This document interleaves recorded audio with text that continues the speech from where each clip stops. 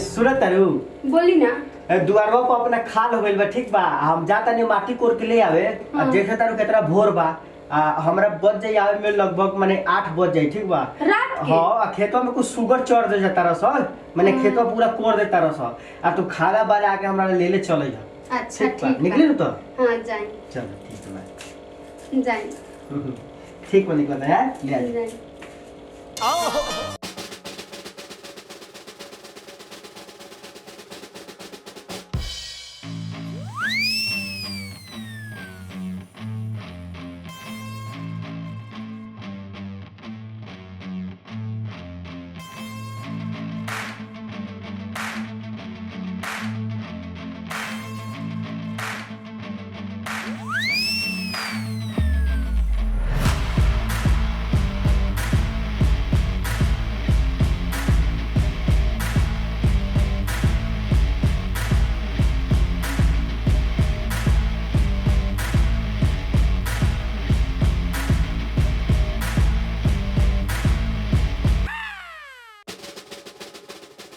ए जी, हम खाना लेके आ गई नी। ठीक बा धनिया, आ गई नी।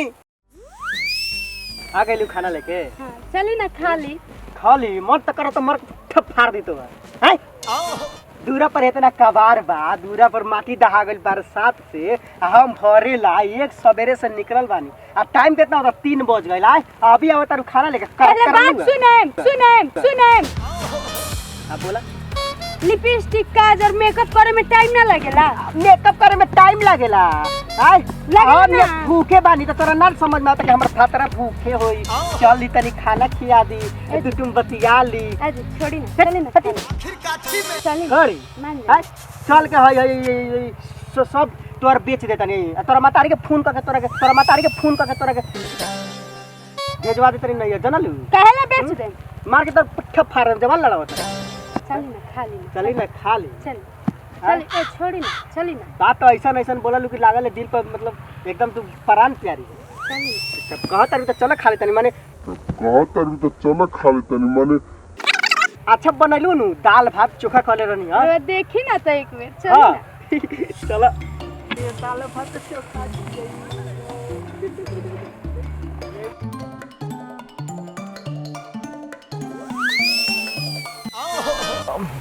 मम्मी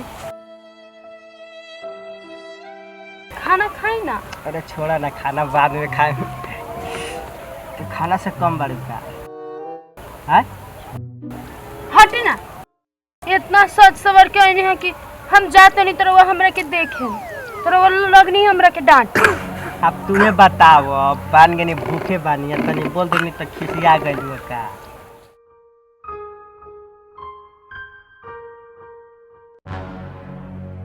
ये किन के देले बा हो तार मम्मी? रवे ने पैसवा के किन ले ले। हमरा पैसवा के किन लेलू? हां हायो रवे पैसवा के ह। हां हां साफा त एकदम मतलब झकास लागत रे जनलू। सफा मतलब का बताई तोहरा के एकदम देखे वाला लागत आरू। खाना निकाल। हमारा मेहरारू के ऊपर कसम से अगर कोनो नजर लगा दी ना काट दे जनलू। अरे छोड़ो। राजा खाना निकाला तनी है ना। निकाला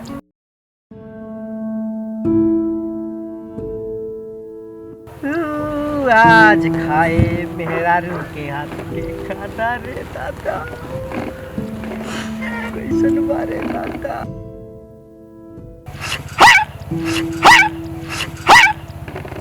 का भाई